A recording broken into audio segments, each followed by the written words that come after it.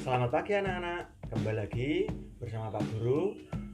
Untuk pembelajaran hari ini kita akan belajar tema 4, sehat itu penting, subtema 2, gangguan kesehatan pada organ peredaran darah pada pembelajaran yang ketiga. Nah, sebelum kita memulai pembelajaran hari ini, alangkah baiknya kalau kita berdoa terlebih dahulu. Berdoa mulai. Selesai? Untuk kali ini, tujuan yang akan kita capai yang pertama, kita dapat menganalisis amanat pantun beserta ciri-cirinya. Yang kedua, kita dapat mengidentifikasi interaksi manusia dengan lingkungan. Yang ketiga, menganalisis hubungan aktivitas masyarakat yang berkaitan dengan pembangunan. Kemudian yang keempat, dapat mengungkapkan pendapat mengenai peran serta siswa dalam pemilihan RW. Kemudian yang kelima, kita dapat melaksanakan pengambilan keputusan sebagai wujud tanggung jawab di masyarakat. Demikian, nanti jadi kita akan belajar yang pertama tentang mengulang pembelajaran yang kemarin yaitu tentang pantun, yang kedua tentang interaksi manusia dengan lingkungan, yang ketiga yaitu tentang tanggung jawab kita sebagai siswa di masyarakat. Selanjutnya anak-anak bisa masuk ke dalam Google Classroom. Kelas 5, tema 4. Sehat itu penting, subtema 2, gangguan kesehatan pada organ peredaran darah pembelajaran 3. Kemarin kita pada pembelajaran sebelumnya kita sudah mempelajari tentang ciri-ciri pantun. Kemudian anak-anak bisa menyaksikan link video pantun di bawah ini. Silakan nanti anak-anak membuka video pantunnya melalui Classroom. Kemudian pantun adalah bentuk puisi Indonesia atau Melayu yang tiap baitnya terdiri atas 4 baris. Berikut merupakan ciri-ciri pantun. Yang pertama, bersajak AB-AB. Dalam hal ini kemarin kita menyebutnya dengan sajak silang. Kemudian yang kedua, dalam satu bait terdiri atas 4 baris. Kemudian yang ketiga, tiap baris terdiri atas 8 sampai 12 suku kata. Kemudian yang keempat, 2 baris pertama adalah sambiran dan 2 baris berikutnya adalah isi pantun. Selanjutnya anak-anak bisa membuka Classroom untuk melihat LKPD yang telah Pak Guru beri. Selanjutnya kita akan belajar tentang interaksi manusia dengan lingkungan. Interaksi merupakan suatu bentuk hubungan timbal balik antara individu dengan individu, individu dan kelompok, serta kelompok dengan kelompok. Interaksi manusia itu sendiri juga terjadi dengan lingkungannya. Misalnya, dalam hal memenuhi kebutuhan hidupnya, manusia memanfaatkan lingkungan sekitarnya.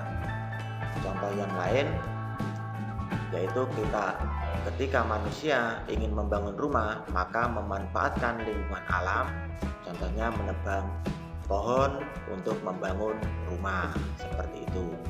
Nah, dari hasil kegiatan menebang pohon itu kan nanti akan ada dampaknya, hutan menjadi gundul. Maka dari interaksi manusia dengan lingkungan ini harus ada tanggung jawab yang dilakukan oleh manusia itu sendiri. Apa yang dimaksud dengan tanggung jawab? Selanjutnya, tanggung jawab itu merupakan keadaan wajib menanggung segala sesuatu dari apa yang telah diperbuatnya. Yang tadi Pak Guru contohkan, manusia dalam interaksi dengan lingkungannya, manusia menebang pohon untuk memenuhi kebutuhan, yaitu adalah dengan membangun rumah.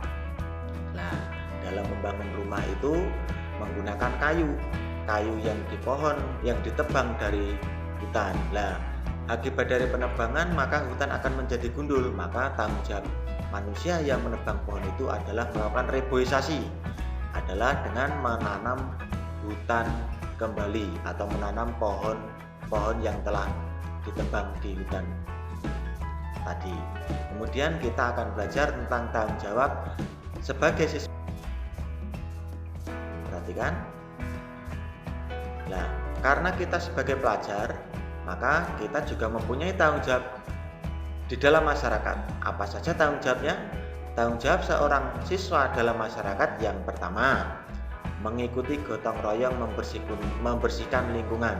Jadi, misalnya setiap hari Minggu anak-anak ikut kerja bakti membersihkan lingkungan. Kemudian yang kedua, berpartisipasi dalam pemilihan RT atau RW dengan cara turut serta dalam gotong royong menyiapkan tempat pemungutan suara. Kemudian mengamati jalannya pemilihan ketua RT atau RW. Kemudian membantu ibu menyiapkan makanan. Itulah tanggung jawab siswa yang ada di dalam masyarakat. Kemudian nanti anak-anak bisa mengakses classroom-nya untuk menyelesaikan LKPD atau lembar kerja yang sudah Pak Guru berikan. Kemudian anak-anak juga bisa mengerjakan soal pada Google Form yang linknya sudah Pak Rudi beri atau bagikan pada Google Classroom. Pembelajaran hari ini, terima kasih. Demikian materi yang Pak Guru sampaikan pada Google Classroom. Anak-anak bisa mengaksesnya untuk belajar kembali. Setelah ini anak-anak mengirimkan tugas-tugasnya yang Pak Rudi perintahkan pada Google Classroom melalui Google Classroom. Kemudian anak-anak juga bisa mengerjakan soal-soal evaluasi pada Google Form yang Pak Rudi kirim di Google Classroom. Untuk kesimpulan pembelajaran hari ini, kita telah belajar tentang pantun mengenai amanat dan ciri-cirinya. Kemudian kita belajar tentang interaksi manusia dengan lingkungan. Kemudian kita belajar tentang tanggung jawab kita sebagai siswa dalam masyarakat. Demikian pembelajaran hari ini. Kita akan bertemu lagi pada pembelajaran berikutnya. Tetap semangat dan jaga kesehatan selalu. Wassalamualaikum warahmatullahi wabarakatuh. Dah.